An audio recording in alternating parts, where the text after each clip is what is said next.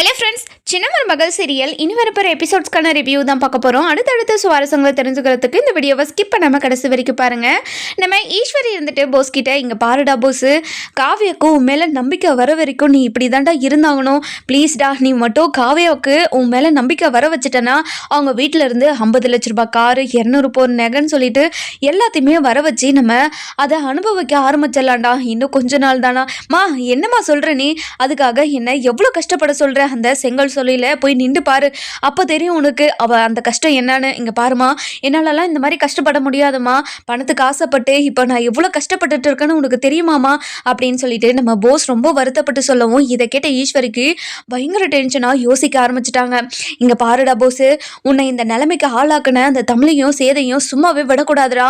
அவங்கள ஏதாச்சும் பண்ணி ஆகணும். இவங்களுக்கு கல்யாண நாள் வேற பெரிய லெவலில் கொண்டாடலான்னு இருக்காங்கடா. அந்த கல்யாண நாளில் ஏதாச்சும் நம்ம பண்ணி ஆகணுமா அப்படின்னு சொல்லிட்டு நம்ம போஸ் கிட்ட சொல்லுவோம். போஸ் இருந்துட்டு, இங்கே பாருங்கம்மா, இந்த கல்யாண நாளை இலவு நாளாக நான் மாத்திரமா அந்த தமிழ் செல்வியோ சேதையோ யாரையோ ஒருத்தரை நான் போட்டு தள்ளதாமா போகிறேன். இங்கே பாருடா போஸு, நீ எதுவாக பண்ணுறதா இருந்தாலையும் யாருக்கிட்டேயும் மாட்டாத மாதிரி பண்ணுடா அப்படின்னு சொல்லிட்டு நம்ம ஈஸ்வரி இருந்துட்டு தன்னோட மகனுக்கு தப்பான வழியில் போடா அப்படின்னு சொல்லிட்டு கற்றுக் கொடுத்துருக்காங்க.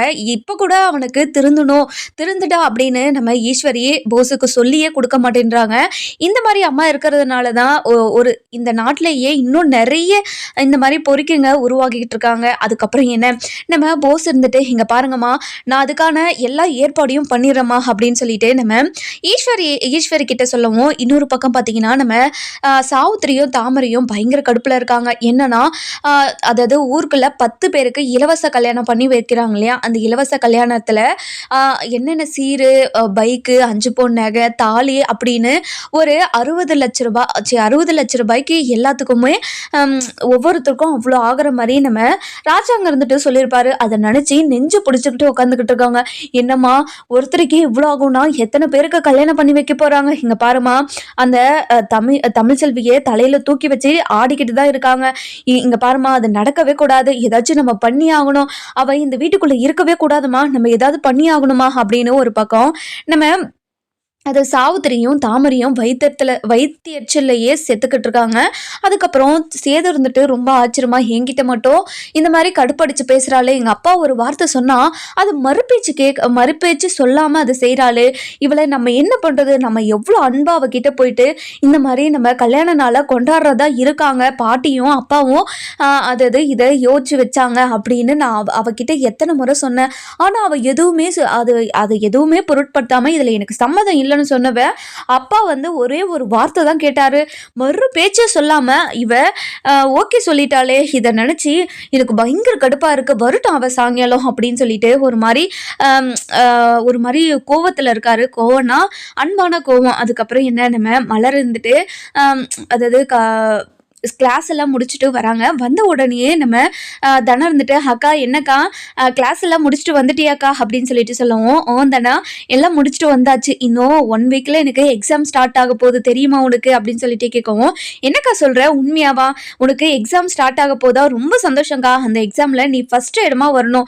என்னோட வாழ்த்துக்கள் சரிங்களாக்கா அப்படின்னு சொல்லிட்டு சொல்லவும், சரி தனம், ரொம்ப நன்றி தனம் அப்படின்னு சொல்லிட்டு ஒரு பக்கம் நம்ம தனம் சொல்லவும், இங்கே பாருடி பாட்டி சொல்கிறனேன்னு தப்பு எடுத்துக்காத. தமிழ் செல்வியோட நீ 1 மார்க்காவது எக்ஸ்ட்ரா எடுத்து காட்டணும் சரியா அப்படின்னு சொல்லிட்டு நம்ம மலர்கிட்ட சொல்லவும், இங்க பாருங்க அப்பதான் தமிழ் செல்வியோட அதிகமாக எடுக்க முடியுமான்னு தெரியல, ஆனால் ஓரளவுக்கு எடுப்பேன் அப்படின்னு சொல்லிட்டு சொல்லுவோம். இங்கே பாருடி, ஓரளவுக்கு கீரளவுக்குன்னெல்லாம் என்கிட்ட சொல்லாத. இங்கே பாரு, நல்ல மார்க் எடுக்கணும் அவ்வளோதான். உன்னை ராஜாங்கம் படிக்க வச்சுக்கிட்டு இருக்கான். ராஜாங்கத்துக்கு ஒரு பெருமை தேவையில்லையா அப்படின்னு சொல்லிட்டு சொல்லுவோம். அதுக்கப்புறம் நம்ம மலர் இருந்துட்டு, சரிங்க பாட்டி, நான் கண்டிப்பாக நல்ல மார்க் எடுத்து உங்கள் எல்லாரையும் பெருமைப்படுத்துகிறேன் சரியா அப்படின்னு சொல்லி நம்ம அப்பதா கிட்ட பேசிக்கிட்டு இருக்கவும், அதுக்கப்புறம் என்ன, நம்ம ராஜாங்கம் இருந்துட்டு இந்த கல்யாண வேலைக்கு, அதாவது ஊருக்குள்ள 10 பேருக்கு இலவச கல்யாணம் நடத்தி வைக்கிறேன்னு சொன்னாங்க இல்லையா, அதுக்கெல்லாம் ஏற்பாடு பண்ணிக்கிட்டு இருக்காங்க. இன்னொரு பக்கம் பார்த்தீங்கன்னா நம்ம போஸும் ஈஸ்வரியும் ஏதாச்சும் பண்ணி ஆகணும் அப்படின்னு சொல்லிட்டு ஒரு பிளானை போடுறாங்க. அந்த கல்யாணத்தில் குண்டு வெடிக்கிற மாதிரி பண்ணிடலாமா அப்படின்னு சொல்லிட்டு நம்ம போஸ் சொல்லுவோம். என்னடா சொல்ற, அங்கே நிறைய பேர் இருப்பாங்களே, அந்த இடத்துல நம்மளும் இருப்போமாடா? இங்க பாரு, அதெல்லாம் வேண்டாம், வேற ஏதாச்சும் ஐடியா பண்ணுடா அப்படின்னு ஈஸ்வரி ஒரு பக்கம் சொல்லவும், அதுக்கப்புறம் எல்லாமே, அதாவது ஈஸ்வரி, சித்ரா, நம்ம போஸ் 3 பேருமே உட்காந்து திங்க் பண்ணிக்கிட்டே இருக்காங்க. இதை பார்த்த காவியாக்கு டவுட் வருது. இவங்க இந்த மாதிரி 3 பேரை உட்காந்து பிளான் போட்டுக்கிட்டு இருந்தாலே ஏதாச்சும் ஒன்று நடக்க போறதா அர்த்தமே, என்ன நடக்க போகுதுன்னு தெரியலையே அப்படின்னு காவியா ஒரு பக்கம் யோசிச்சுக்கிட்டு இருக்காங்க. அந்த நேரம் பார்த்து நம்ம சிற்றரசு எம்எல்ஏ கால் பண்றாரு. கால் பண்ண உடனே நம்ம காவியா இருந்துட்டு எடுத்து, அப்பா சொல்லுங்கப்பா, நல்லா இருக்கீங்களாப்பா அப்படின்னு சொல்லிட்டு சொல்லவும், அதுக்கப்புறம் என்ன நம்ம காவியா இருந்துட்டு பயங்கர சந்தோஷமா, இங்க பாருங்கப்பா, உங்க அருமை மாப்பிள்ளைய தவிர இது எல்லாத்துலேயும் நான் ரொம்ப சந்தோஷமா இருக்கேன்ப்பா அப்படின்னு நம்ம எம்எல்ஏ கிட்டே சொல்லவும், அதுக்கப்புறம் இங்க பாருமா, 2 நாளாக மாப்பிள்ளை வேலைக்கே வரல, என்னாச்சு? இங்க பாருங்கப்பா, 2 நாளாக குடிச்சிட்டு அவ்வளோ ஆர்ப்பாட்டம், அவ்வளோ சண்டை. இங்க பாருங்க, நீங்க செங்கல் சூளைக்கு வந்தா வேலை மேல வேலை வச்சு அவனை அடிக்கணும்ப்பா. அவனுக்கு உழைப்புனா என்னன்னு தெரியணும். அந்த உழைப்பால வந்த காசால எப்படி நம்ம செலவு பண்ணணும், ஏதை செலவு பண்ணணும்னு அந்த அருமை பெருமை அவனுக்கு புரியணும்ப்பா. அதனால நீங்க எப்படி வேணா வேலை வாங்குங்க, சாணியை கூட அள்ள வைங்கப்பா அப்படின்னு சொல்லிட்டு சொல்லவும், இங்க பாருமா, நீ கவலையே படாத, கண்டிப்பா மாப்பிள்ளைக்கு பொறுப்பு வர வரைக்கும் நான் மாப்பிள்ளைய திருத்திடுறேன் சரியா அப்படின்னு சொல்லி நம்ம ராஜாங்கத்துக்கு, அதாவது யாரு எம்எல்ஏ இருந்துட்டு நம்ம காவியா கிட்ட சொல்லிக்கிட்டு இருக்காங்க. சரிம்மா, எனக்கு கொஞ்சம் வேலை இருக்கு, நான் அப்புறமா கால் பண்றேன் அப்படின்னு சொல்லிட்டு வச்சிடுறாங்க. அதுக்கப்புறம் தமிழ்செல்வி வராங்க வீட்டுக்கு வந்த உடனே நம்ம ராஜாங்க இருந்துட்டு, இங்க பாருமா தமிழ்செல்வி, இன்னும் ஒரு வாரத்துக்கு நீ எங்கேயுமே போக தேவையில்ல, நீ வீட்லயே இரு அப்படின்றாங்க. என்னமாமா, எதுக்காக மாமா? இங்க பாருமா, உன்னோட கல்யாணத்துக்காக நிறைய ஏற்பாடு நடந்துகிட்டு இருக்கு, அதனால கல்யாண நாளுக்காக நிறைய ஏற்பாடு நடந்துகிட்டு இருக்கு இல்லையா, அதனால நீ எங்கேயுமே போக தேவையில்ல, இங்கே இரு. நான் காலேஜ்ல ஃபோன் பண்ணி சொல்லிட்டேன், மேடம் கிட்ட சொல்லிட்டேன், உன்னோட கிளாஸஸ் எல்லாமே உனக்கு வீடியோவா உனக்கு அனுப்பி வைக்கிறேன்னு சொன்னாங்க.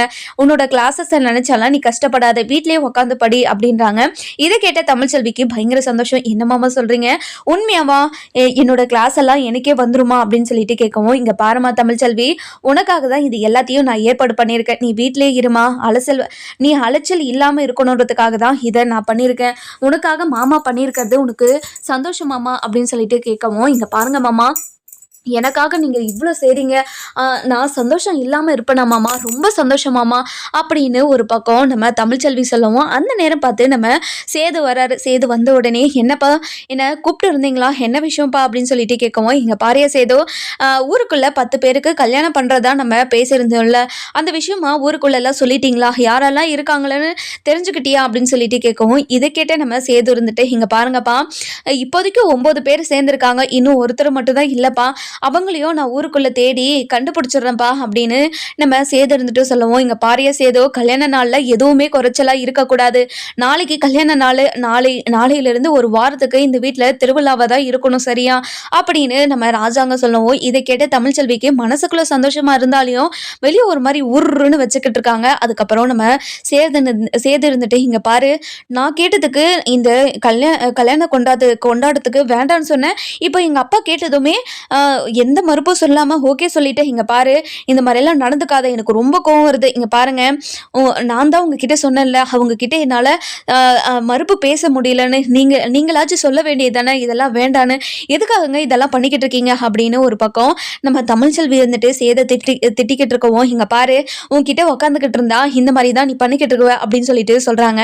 அதுக்கப்புறம் இன்னொரு பக்கம் பார்த்தீங்கன்னா நம்ம போஸுக்கு ஒரு ஐடியா வருது. இங்க பாருங்கம்மா, சேது போகிற காரில் பிரேக் ஒயரை கட் பண்ணி விட்டுட்டான், அவன் போய் ஆக்சிடென்ட்டை செத்துருவான் இல்லைம்மா அப்படின்னு ஒரு பக்கம் நம்ம போஸ் சொல்லவும், டே சூப்பர் ஐடியாடா, இது எப்படிடா பண்ண போகிற அப்படின்னு சொல்லிட்டு சொல்லவும், இங்கே பாருமா, இன்னைக்கு நைட்டே நான் போயிட்டு அதை பிரேக் ஒயரெல்லாம் கட் பண்ணி விட்டுடுறேன், அதுக்கப்புறம் காலையில் அவன் வண்டியில் போகிற மாதிரி நம்ம ஏதாச்சும் ஏற்பாடு பண்ணிக்கலாம் சரியா அப்படின்னு சொல்லிட்டு சொல்கிறாங்க. அதுக்கப்புறம் இந்த நைட்டு ஃபுல்லாக அதாவது நைட்டு 1 மணிக்கு நம்ம போஸ் இருந்துட்டு வெளியே எழுந்து போயிட்டு அதாவது காருக்குள்ளே இருக்கிற ஒயரெல்லாம் கட் பண்ணி விட்டுறாரு. கட் பண்ணி விட்டு உடனே அது எல்லாம் அது இருந்த மாதிரி எல்லாத்தையும் பண்ணி வச்சுட்டு குடுகுடுன்னு ஓடி வந்துடுறாரு. ஓடி வந்த உடனே நம்ம ஈஸ்வர் இருந்துட்டு, இங்கே பாருடா போஸ், என்னடா ஆச்சு, எல்லாத்தையும் கரெக்டாக பண்ணிட்டு வந்துட்டுல, எந்த பிரச்சனையும் வராது இல்லை, உன் மேலே சந்தேகம் வராது இல்லை அப்படின்னு சொல்லிட்டு கேட்கவும், இங்கே பாருமா, பக்காவாக எல்லாத்தையும் ரெடி பண்ணியிருக்கேன், கண்டிப்பாக காலையில் எழுந்த உடனே சேதுவா எங்கேயாச்சும் அனுப்பி வைக்கணுமா, அப்போ தான் அவன் ஆக்சிடென்ட் ஆகி சாகிறத நம்மளால் பார்க்க முடியும் சரியா அப்படின்னு சொல்லிட்டு நம்ம ஈஸ்வரி ஒரு பக்கம், ஈஸ்வரியும் நம்ம போஸும் நல்லா பிளான் போட்டு காத்துக்கிட்டு இருக்காங்க. அடுத்த நாள் காலையில் நம்ம ஈஸ்வரி இருந்துட்டு காலையிலே எழுந்து வந்து இங்குக்கும் அங்குக்கும் நடந்துக்கிட்டே இருக்காங்க. இதை பார்த்து நம்ம காவியாவுக்கு ஒரு மாதிரி டவுட் வருது. இவங்க இந்த மாதிரியெல்லாம் இருக்கவே மாட்டாங்களே, இவங்க இப்படி இருக்கிற ஆளே கிடையாது, என்னாச்சுன்னு தெரியலையே, என்னமோ பிளான் பண்ணியிருக்காங்க போல, இவங்க ஏதோ நடத்த போகிறாங்க போல, இது எதுவுமே நடக்க விடாமல் நம்ம தான் பார்க்கணும் அப்படின்னு ஒரு பக்கம் காவியம் யோசிச்சுக்கிட்டு இருக்காங்க. அதுக்கப்புறம் என்ன, நம்ம ராஜாங்க இருந்துட்டு அந்த நேரம் பார்த்து வராரு. வந்த உடனே நம்ம போஸுக்கு ஏதாச்சும் வேலை வைக்கிற மாதிரி பண்ணணுமே, என்ன பண்ணுறது என்ன பண்ணுறது அப்படின்னு சொல்லிட்டு யோசிச்சுக்கிட்டே இருக்காங்க. அதுக்கப்புறம் நம்ம ராஜாங்கமே வந்து சேதோன்னு சொல்லிட்டு கூப்பிட்றாங்க. கூப்பிட்ட உடனே நம்ம ஈஸ்வரிக்கு ஒரு மாதிரி பக்குன்னு இருக்குது. அதுக்கப்புறம் என்ன, சேது வராரு. வந்த உடனே இங்கே பாரிய சேதோ, போய் ஊருக்குள்ள ஒரு ஜோடி கிடைக்கலன்னு சொன்னேன் இல்லையா, அதை இப்போ என்னென்னு பார்த்துட்டு வாயா, காலையிலே இன்னும் கொஞ்ச நேரத்தில் ஃபங்க்ஷன் எல்லாம் ஸ்டார்ட் ஆகும் இல்லையா அப்படின்னு சொல்லிட்டு சொல்லவும், சரிங்கப்பா நான் போய் பார்த்துட்டு வரேன் அப்படின்னு நம்ம சேது சொல்லவும், இதை கேட்ட ஈஸ்வரிக்கு பயங்கர சந்தோஷம். நம்மளாம் ஏதாச்சும் வேலை வைக்கலான்னு பார்த்தோம், ஆனால் கடவுளாக பார்த்து இந்த வாய்ப்பை எனக்கு ஏற்படுத்தி கொடுத்துருக்கு கடவுளே, ரொம்ப நன்றி கடவுளே அப்படின்னு கடவுளை வேண்டதும், அதுக்கப்புறம் என்ன, நம்ம சேது இருந்துட்டு போயிட்டு காரை எடுக்க போறாரு. வண்டி எடுத்துட்டு ஃபாஸ்ட்டாக போறாரு. அதுக்கப்புறம் என்ன, எதிரில் வந்து லாரி வருது பார்க்குறாரு. லாரி வரதை பார்த்துட்டு பிரேக் அடிக்கலான்னு சொல்லிட்டு பிரேக் அடிக்கவும், நம்ம சேதுவால் பிரேக் அடிக்கவே முடியல. ஏற்கனவே ரொம்ப ஃபாஸ்ட்டாக போயிட்டுருக்கோம், இந்த ஃபாஸ்ட்டில் போனால் கண்டிப்பாக ஆக்சிடென்ட் ஆகிடுமே அப்படின்னு நம்ம யார் நம்ம போஸ் சேது இருந்துட்டு ரொம்பவே பதட்டமாக இருக்காரு. அதுக்கப்புறம் என்ன, அந்த லாரி இருந்துட்டு நம்ம சேதோட வண்டியை ஆக்சிடென்ட் பண்ணிடுது. அந்த ஆக்சிடென்ட்லேயே நம்ம சேது இருந்துட்டு கண்ணாடியெல்லாம் உடச்சி பறந்து போயிட்டு ஒரு கல் மேலே விழுந்துடுறாரு. விழுந்த உடனே மண்டை மேலே அடிபட்டுருது. அடிபட்ட உடனே பொல நிறைய ரத்தம் வந்து லாஸ் ஆகிடுது. இதெல்லாம் பார்த்துக்கிட்டு இருந்த ஊராளங்க, ஐயோ யாருக்கோ ஆக்சிடென்ட் ஆயிடுச்சு அப்படின்னு சொல்லிட்டு பதறி போயிட்டு ஓடி வராங்க. ஓடி வந்த உடனே நம்ம சேது விழுந்துக்கிட்டு இருக்கிறத பார்த்துட்டு, ஐயோ இது நம்ம அமைச்சரோட பையன் இப்படி அதாவது சாக கிடக்குறாரே அப்படின்னு ரொம்பவே பதறி போயிட்டு எல்லாரையும் கூப்பிடுறாங்க. யாராச்சும் ஆம்புலன்ஸுக்கு கால் பண்ணுங்க அப்படின்னு கதறிக்கிட்டு இருக்காங்க. அதுக்கப்புறம் என்ன, ஆம்புலன்ஸுக்கும் கால் பண்ணிடுறாங்க. இன்னொரு பக்கம் பார்த்தீங்கன்னா நம்ம ராஜாங்கத்துக்கு இந்த விஷயத்த கால் பண்ணி சொல்றாங்க. சொன்ன உடனே நம்ம ராஜாங்கம் இருந்துட்டு பயங்கர ஷாக்கு. ஐயோ என்னோட பையனுக்கு என்னாச்சு அப்படின்னு சொல்லிட்டு பதறாங்க. இதை கேட்ட ஈஸ்வரிக்கு பயங்கர சந்தோஷம். அதுக்கப்புறம் என்ன, இப்போ எங்க இருக்கீங்க அப்படின்னு சொல்லிட்டு கேட்கவும், அதாவது ஆக்சிடென்ட் ஆன இடத்த ராஜாங்கத்துக்கிட்ட சொல்லிடுறாங்க. சொன்ன உடனே நம்ம ராஜாங்க இருந்துட்டு ரொம்பவே பதறி போயிட்டு ஓடி போயிட்டு அந்த இடத்துல பார்க்கவும், நம்ம சேது இருந்துட்டு ரொம்பவே ரத்த வெள்ளத்துல மிதந்துட்டு இருக்கிற மாதிரி இருக்காரு. இதை பார்த்து நம்ம ராஜாங்கத்துக்கு உசுரே போயிடுது. ஐயா சேது, உனக்கு என்னையா ஆச்சு அப்படின்னு சொல்லிட்டு போயிட்டு நம்ம சேதுவை அணைச்சு பிடிச்சி மடி மேலே வச்சுக்கிறாங்க. இங்க பாரிய சேது, என்கிட்ட பேசியா, அப்பா வந்திருக்கையா, என்கிட்ட பேசியா அப்படின்னு சொல்லிட்டு ரொம்பவே எமோஷ்னலாக பேசுவோம். அதுக்கப்புறம் சேதுக்கிட்ட இருந்து எந்த ரியாக்ஷனுமே வராத பார்த்துட்டு பயங்கரமாக ஷாக் ஆயிடுறாங்க. அதுக்கப்புறம் நம்ம ராஜாங்க இருந்துட்டு, என் பையனுக்கு என்ன ஆச்சு சேது, எந்திரிச்சிடா அப்படின்னு சொல்லிட்டு சொல்லுவோம். இங்கே பாருங்க ஐயா, ஏற்கனவே இவர் இறந்துட்டாரு ஐயா. அதாவது லாரிக்காரன் வந்து அடிச்சு ஒரு 5 நிமிஷம் கூட ஆயிருக்காது, அவர் அப்பவே இறந்துட்டாரு ஐயா அப்படின்னு சொல்லிட்டு சொல்லுவோம். நம்ம ராஜாங்கத்துக்கு உசுரே போயிடுது. என்ன சொல்றீங்க, என்னோட பையனுக்கு எதுவும் ஆயிருக்காது, இங்க பாருங்க ஐயா, ஆம்புலன்ஸும் வந்து போயிடுச்சு, இவங்க இறந்துட்டாங்கன்னு சொல்லிட்டாங்க ஐயா, நீங்க வீட்டுக்கு கூட்டு போய் ஆக வேண்டிய சடங்கெல்லாம் பாருங்க ஐயா அப்படின்னு சொல்லிட்டு சொல்லவும், இதை கேட்ட ராஜாங்கத்துக்கு உசுரே போயிடுது. அதுக்கப்புறம் என்ன, வீட்டுக்கு கால் பண்ணி இந்த விஷயத்த சொல்றாங்க. சொன்ன உடனே பயங்கர ஷாக்கு. அதுக்கப்புறம் நம்ம மலர் இருந்துட்டு தமிழுக்கு கால் பண்ணி இந்த விஷயத்த சொல்றாங்க. இங்க பாரு தமிழ், சேதுக்கு அடிபட்டு சேது இறந்துட்டாங்களாம் அப்படின்னு சொல்லிட்டு சொல்லவும், இதை கேட்ட நம்ம அதாவது தமிழ் செல்விக்கு பயங்கரமா ஷாக் ஆயிடுது. அக்கா என்னக்கா சொல்ற, நீ சொல்றதெல்லாம் உண்மையாக்கா அப்படின்னு சொல்லிட்டு கேட்கவும், இங்க பாரு தமிழ், இப்பதான் வீட்டுக்கு கூட்டிட்டு வந்திருக்காங்க தமிழ், நீ எங்க இருந்தாலும் ஃபர்ஸ்ட் இங்க வா தமிழ் அப்படின்னு சொல்லிட்டு சொல்லவும், அதுக்கப்புறம் தமிழ் இருந்துட்டு பயங்கர அழுகையோட கிளம்பி ஓடி வராங்க. அதுக்கப்புறம் வர வழியிலே நம்ம வசந்திக்கு கால் பண்ணி இந்த விஷயத்தெல்லாம் சொல்லிடுறாங்க. அப்பா, அம்மா ப்ளீஸ்மா சீக்கிரம் வாமா, என்னோட புருஷன் இறந்துட்டாராம் என்னோட புருஷன் அப்படின்னு சொல்லிட்டு அழுதுகிட்டே சொல்லவும், என்னடி சொல்ற, நீ சொல்றது உண்மையா அப்படின்னு பயங்கர அதிர்ச்சியோடய கேட்குறாங்க. அதுக்கப்புறம் நம்ம வசந்தியோட ஹஸ்பண்டும் அழுதுகிட்டே ஓடி வராங்க பெரிய வீட்டுக்கு. அதுக்கப்புறம் என்ன, ஊரே கூடி நிற்கிது. ஐயோ, இந்த இந்த இந்த பையனோட கல்யாண விழாக்கு தான் இப்போது 10 பேருக்கு இலவசமாக கல்யாணம் பண்ணி வைக்கிறேன்னு பெரிய ஐயா எல்லாரும் ஊருக்குள்ளெல்லாம் சொல்லிக்கிட்டு இருந்தாரே, அந்த விஷயமா தான் போய்கிட்டு இருந்தாரு. அந்த நேரமாக பார்த்து லாரிக்காரன் இவனை அதாவது இந்த தம்பியை அடிச்சுட்டு போயிட்டாங்களே, என்ன என்ன சகுனமோன்னு தெரியலையே அப்படின்னு ஊர்க்காரங்க வாய்க்கு வந்தபடியெல்லாம் பேசிக்கிட்டு இருக்காங்க. இதெல்லாம் கேட்டுட்டு இருந்த நம்ம ராஜாங்க இருந்துட்டு பயங்கரமான அழுகு. அதுக்கப்புறம் நம்ம அப்பத்தா இருந்துட்டு, ஐயா சேதோ, நான் போக வேண்டிய காலத்தில் இப்போ நீ போய் என்னை பார்க்க வச்சு அழுக வச்சுக்கிட்டு இருக்கியேடா, இங்கே பாருடா, எழுந்து வாடா, எழுந்து வந்து அப்பத்தா கிட்ட பேசுடா அப்படின்னு பயங்கர அழுகையோடு பேசிக்கிட்டு இருக்காங்க. பெரிய மந்த, என்னோட குடும்பத்துக்கு எதுக்கு இவ்வளோ பெரிய இழப்பை கொடுத்த அப்படின்னு அழுதுகிட்டே இருக்காங்க. இதெல்லாம் பார்த்துட்டு இருந்த போஸு, சித்ரா, ஈஸ்வரின்னு சொல்லிட்டு பயங்கர சந்தோஷம். நம்ம நினச்சது நான் கரெக்டாக நடந்து போச்சு, நம்ம இதுக்காக தானே ஆசைப்பட்டோம், அதாவது இப்படி நடக்கணும்னு நினச்சி தானே இதெல்லாம் பண்ணோம் அப்படின்னு பயங்கர சந்தோஷத்தில் இருக்காங்க. அந்த நேரம் பார்த்து நம்ம சன்னாசி விஷயம் தெரிஞ்சு ஊர்லேருந்து பரபரன்னு ஓடி வராரு. ஓடி வந்த உடனே நம்ம ராஜாங்கத்தை பார்த்துட்டு பயங்கரமாக அழுதுகிட்டு, அண்ணன் என்னென்ன இதெல்லாம் அப்படின்னு சொல்லிட்டு கேட்கவும், சன்னாசி, என்னோட பையன் நிலைமையை பார்த்தியா, எப்படி இருக்கான்னு பாரியா, என்னோட பையனை எழுந்து வர சொல்லு, அவனுக்கு எதுவும் இல்லை, அவனை வர சொல்லுன்னு சொல்லிட்டு பயங்கரமான அழுகு. அதுக்கப்புறம் கட்சியிலேருந்து நிறைய பேர் வராங்க. வந்த உடனே பார்த்து நம்ம ராஜாங்கத்துக்கு ஆறுதல் சொல்லிக்கிட்டு இருக்காங்க. அதுக்கப்புறம் நம்ம சிட்ரஸும் வராரு. வந்த உடனே காவை கிட்ட என்ன காவியம் நடந்துச்சு, எதுக்காக எப்படி ஆச்சு அப்படின்னு சொல்லிட்டு கேட்கவும், நடந்த விஷயத்தெல்லாம் சிட்ரஸ் கிட்ட சொல்லவும் சிட்ரஸ் இருந்துட்டு பயங்கரமாக வருத்தப்படுறாங்க. அதுக்கப்புறம் ராஜாங்கத்துக்கிட்ட போயிட்டு, இங்கே பாருங்க ஐயா, கொஞ்சம் மனசை திடமாக வச்சுக்கோங்க, இந்த மாதிரி விஷயம் நடந்தது நடக்கக்கூடாத விஷயம்தான், ஏதோ நடந்து போச்சு, நீங்கள் கவலைப்படாமல் இருங்க ஐயா, நீங்கள் கவலைப்படுறதுனால எதுவுமே மாற போகிறதில்ல, நடந்து முடிஞ்சு போச்சு, நீங்கள் வருத்தப்படாதீங்க அப்படின்னு ராஜாங்கத்துக்கிட்ட ஆறுதல் சொல்லவும், இங்கே பாரு சிட்ரஸ், நான் எப்படி வருத்தப்படாமல் இருக்க முடியும், என்னோட பையன் எந்த நிலைமையில இருக்கான்னு பாத்தியா, இப்படி இந்த நிலைமையில என்னோட பையனை பார்த்துக்கிட்டு என்னால் எப்படி அழுகாமல் இருக்க முடியும், மோகனா உன்னோட பையனை பாருடி, என்னோட பையனை பாருடி எப்படி இருக்கா, டே ராஜா நீ எழுந்து வந்துடுடா, வந்து அப்பா கிட்ட பேசுடா, அப்பாவுக்கு உன்னை விட்டா யாருமே இல்லடா, என்னை எல்லாருமே ஏமாத்திக்கிட்டே இருப்பாங்கன்னு உனக்கு தெரியாதாடா, நீ மட்டும்தான் என்னை ஏமாத்தாமல் என் கூடவே இருக்கிறவன், இங்கே பாருடா, என் கூட எழுந்து வாடா அப்பாக்காக வந்துடுடா அப்படின்னு பயங்கர அழுகையோடு அழுதுகிட்டு இருக்கவும், நம்ம மோகனா இருந்துட்டு, ஏங்க அழுகாதீங்க ப்ளீஸுங்க அப்படின்னு சொல்லிட்டு சொல்கிறாங்க. இங்கே பாரு மோகனா, என்னால் எப்படி அழுகாமல் இருக்க முடியும், என்னோட பையன் இப்படி ஆயிட்டானே, என் பையனை திரும்பவும் பார்க்க முடியாதா அப்படின்னு பயங்கர அழுக.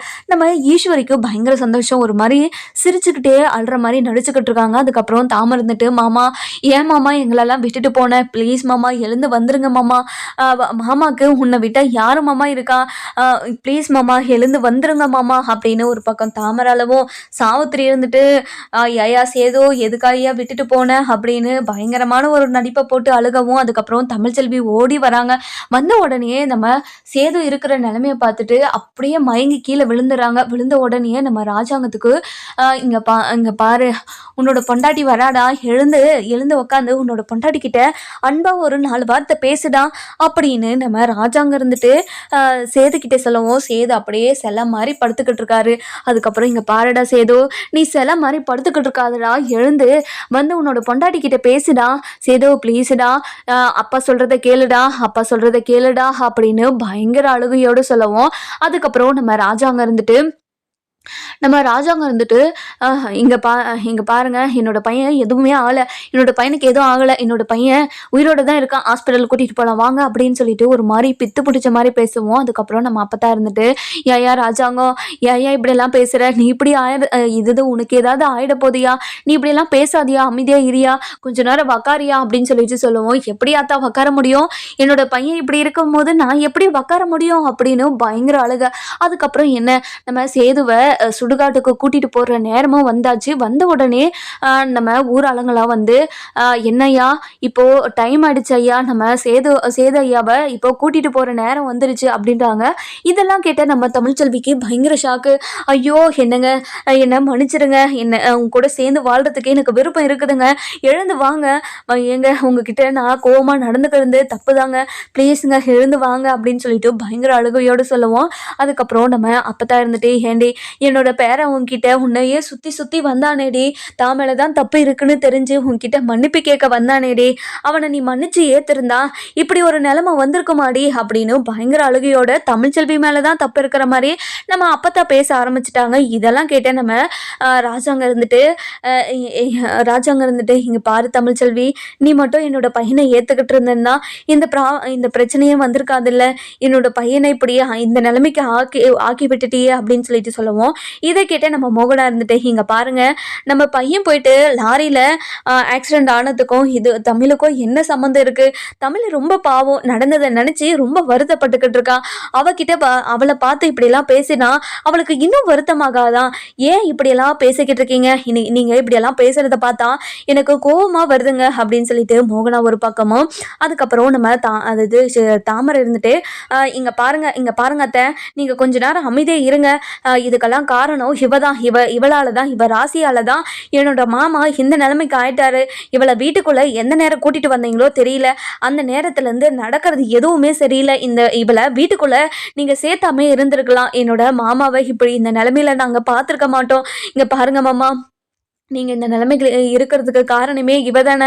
இவளை இனிமேல் இந்த வீட்டுக்குள்ளே வைக்கவே மாட்டோமாம்மா, இந்த வீட்டை விட்டு துரத்திடுவோமாம்மா அப்படின்னு ரொம்பவே நாடகம் போட்டு இந்த சான்ஸை யூஸ் பண்ணி நம்ம தமிழ்ச்செல்வியை எப்படியாவது இந்த வீட்டை விட்டு துரத்திடணும் அப்படின்னு யோசிச்சுக்கிட்டு இருக்காங்க. அதுக்கப்புறம் காவியா இருந்துட்டு தமிழ்ச்செல்வி கிட்ட போயிட்டு, இங்கே பாருங்கள், கவலைப்படாதீங்க, நீங்கள் அழுகிறதுனால எதுவுமே மாற போகிறதில்ல. இப்போ நீங்கள் ப்ரெக்னெண்ட்டாக இருக்கீங்க, இந்த டைமில் இப்படி ஸ்ட்ரெயின் பண்ணியெல்லாம் அழக்கூடாதுங்க, நீங்கள் வருத்தப்படாதீங்க. இங்கே பாருங்கள் காவியா, என்னோட புருஷன் எந்த நிலைமையில இருக்காரான்னு பாருங்க, என்னால முடியல அப்படின்னு சொல்லிட்டு பயங்கரமான அழுகு. அதுக்கப்புறம் மலரு காவியா நம்ம தமிழ்னு சொல்லிட்டு எல்லாருமே கட்டி பிடிச்சி அழுக ஆரம்பிச்சிடறாங்க. அதுக்கப்புறம் நம்ம வசந்தியோட வீட்டுக்காரர் 2 பேருமே வந்து பயங்கர அழுக. ஐயோ, என்னோட மாப்பிள்ளை இந்த நிலைமையில இருக்கிறாரே, என்னோட பொண்ணு வாழ்க்கை என்ன ஆகிறது, என் பொண்ணு வாழ்க்கை நெடுத்தெருவில் நின்றுமே அப்படின்னு பயங்கரமான அழுக. என் பொண்ணு வாழ்க்கையை இனிமேல் எப்படி சரி பண்ண போகிறேன் நான், இனிமேல் சரி பண்ண முடியாத மாதிரி ஒரு அசம்பாவிதம் நடந்து போச்சே. இப்போது என்னோட மாப்பிள்ளையை நான் எங்கே போய் தேடுவேன்? இப்போது என்னோட மாப்பிள்ளை எங்கே இருக்காரு? மாப்பிள்ளை எழுந்து வாங்க மாப்பிள்ளை, என்னோட பொண்ணு உங்களுக்காக காத்துட்ருக்கான்னு உங்களுக்கு தெரியலையா? அதாவது உங்களை நம்பி தான் என்னோட பொண்ணு வாழ்ந்துருக்கிறான்னு தெரியலையா அப்படின்னு சொல்லிட்டு சொல்லுவோம். இதை கேட்ட ஈஸ்வரிக்கு, இங்கே பாருங்க, உங்கள் பொண்ணால் தான் இப்போது என்னோட சேதுக்கு இந்த நிலைமை. என் சேது இந்த மாதிரி ஆகிரமம் இல்லை.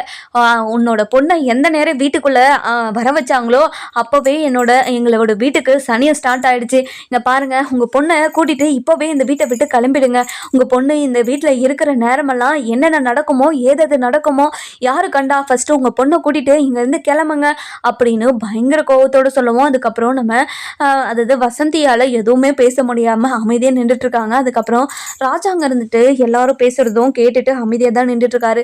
ஏன்னா அவ்வளோ வருத்தத்தில் இருக்காரு, அவரால் எதுவுமே பேச முடியல. அதுக்கப்புறம் நம்ம அதாவது சேதுக்கு சடங்கெல்லாம் பண்ணுறதுக்கு நம்ம சேதுவை தூக்கிட்டு போகிறதுக்காக வராங்க. அதுக்கப்புறம் நம்ம ராஜாங்க இருந்துட்டு, இல்லை என்னோட பையன் உயிரோடு தான் இருக்கான், எங்களை விட்டு எங்கேயும் போகல சேதோ, நீ எழுந்து வந்துறியா சேதோ, நீ இன்னையோட எங்களை விட்டு போக போறியா, இனிமே உன்னை பார்க்க முடியாதா அப்படின்னு பயங்கர அழுக. அதுக்கப்புறம் நம்ம சேதுக்கு செய்ய வேண்டிய சடங்கெல்லாம் தூக்கிட்டு போய் செஞ்சுக்கிட்டு இருக்காங்க. அதுக்கப்புறம் நம்ம தமிழ் இருந்துட்டு பயங்கர அழுக. நம்ம தமிழுக்கு இருந்துட்டு இன்னையோட தன்னோட வாழ்க்கையை பூவும் பொட்டுக்கும் இன்னையோட லாஸ்டா அப்படின்னு சொல்லிட்டு அழுதுகிட்டே இருக்காங்க. நம்ம வசந்தி இருந்துட்டு போயிட்டு தமிழ்ச்செல்வியை கட்டி பிடிச்சிட்டு, தமிழ் என்னடி இப்படி ஆயிடுச்சு அப்படின்னு சொல்லிட்டு பார்க்குறாங்க. அதுக்கப்புறம், அம்மா என்னோட வாழ்க்கையை பாத்தியம்மா, எந்த நிலைமையில இருக்குதுன்னு பாத்தியம்மா, என்னோட வாழ்க்கை அவ்வளோதாம்மா, என்னோட வாழ்க்கை முடிஞ்சு போச்சு, இனிமே என்னோட வாழ்க்கை இப்படி தான் இருக்கும் போல அப்படின்னு சொல்லிட்டு பயங்கரமான அழுக. அம்மா என்னோட வாழ்க்கையில என்னோட புருஷனை எவ்வளோ அன்பு வச்சிருந்தேன் அவர் மேலே, அவர் ஏதோ தெரியாமல் ஒரு வார்த்தை கேட்டுட்டாருன்னு சொல்லிட்டு அவர் மேலே இப்போ வரைக்கும் கோபமாக இருந்தேன். ஆனால் இப்போ அவர் என் கூட இல்லாததை நினச்சி எனக்கு ரொம்ப வருத்தமாக இருக்குதுமா. அவர் என்னதான் நான் கோபமாக இருந்தாலையும் அவர் பண்ணது தப்புன்றதுக்காக என்கிட்ட வந்து மன்னிப்பு கேட்கறதுக்காகவும் என்கிட்ட வந்து பேசிக்கிட்டே இருப்பாருமா. நான் கோவப்பட்டாலையும் சரி கோவப்படலானாலும் சரி என்கிட்ட ஏதாவது ஒரு வகையில் வந்து பேசிக்கிட்டே இருப்பாருமா. இனிமேல் என்கிட்ட வந்து யார் பேசுவாமா, இனிமேல் என்கிட்ட யாரும் பேச மாட்டாங்கல்ல, நான் ஒரு துரதிருஷ்டசாலின்னு சொல்லிட்டு எல்லாருமே சொல்லுவாங்கல்லம்மா அப்படின்றாங்க. இங்கே பாரு தமிழ்ச்செல்வி, உன்னை யாரும் அப்படி சொல்ல மாட்டாங்க, நீ கவலைப்படாத, நடந்து போச்சு, நீ அழுகிறதுனால ஒன்றும் ஆகாது தமிழ், வயிற்றுல குழந்தைய வேற வச்சிருக்க, இங்கே பாரு உனக்கு எதுவும் ஆகாது அப்படின்னு சொல்லிட்டு பேசிக்கிட்டு இருக்காங்க. அதுக்கப்புறம் என்ன நம்ம சேது இருந்துட்டு சுடுகாட்டுக்கு கூட்டிட்டு போறாங்க. இதை கேட்ட நம்ம தமிழோட அப்பா இருந்துட்டு பயங்கரமா ஷாக் ஆயிடுது. மாப்பிள்ள எங்களை விட்டு போக போறீங்களா மாப்பிள்ள, ஒரு அடியா எங்களை விட்டு போக போறீங்களா அப்படின்னு பயங்கரமான அழுக. அதுக்கப்புறம் என்ன வீட்டில் இருக்கிறவங்களாம் பயங்கரமான அழுக. அதுக்கப்புறம் ஈஸ்வரிக்கும் நம்ம நம்ம சித்ராக்கு, அதுக்கப்புறம் நம்ம போஸுக்கு பயங்கர சந்தோஷம்மா. எப்படிம்மா என்னோட பிளானு, இப்போ ஒரு டிக்கெட்டை நம்ம இந்த வீட்டை விட்டே அனுப்பியாச்சு, இப்போ இன்னொரு டிக்கெட் இருக்குமா, அங்கே பாருடா, இன்னொரு டிக்கெட்டை நம்ம தானாகவே அனுப்பி வச்சிடலாம், நீ கவலைப்படாத அப்படின்னு சொல்லிட்டு சொல்லவும், இந்த விஷயத்த அதாவது சேது இறந்ததுக்கு காரணம் நம்ம போஸ்ன்னு தெரிஞ்சா வீட்டில் இருக்கிறவங்கள விட நம்ம தமிழுக்கும் ராஜாங்கத்துக்கும் தெரிஞ்சா என்ன நடக்கும் அப்படின்னு நம்ம வர எபிசோட்ல பார்க்கலாம். இந்த வீடியோ உங்களுக்கு பிடிச்சிருந்தா லைக் பண்ணுங்க, சப்ஸ்கிரைப் பண்ணுங்க, மறக்காம பெல் ஐகானையும் கிளிக் பண்ணிக்கோங்க.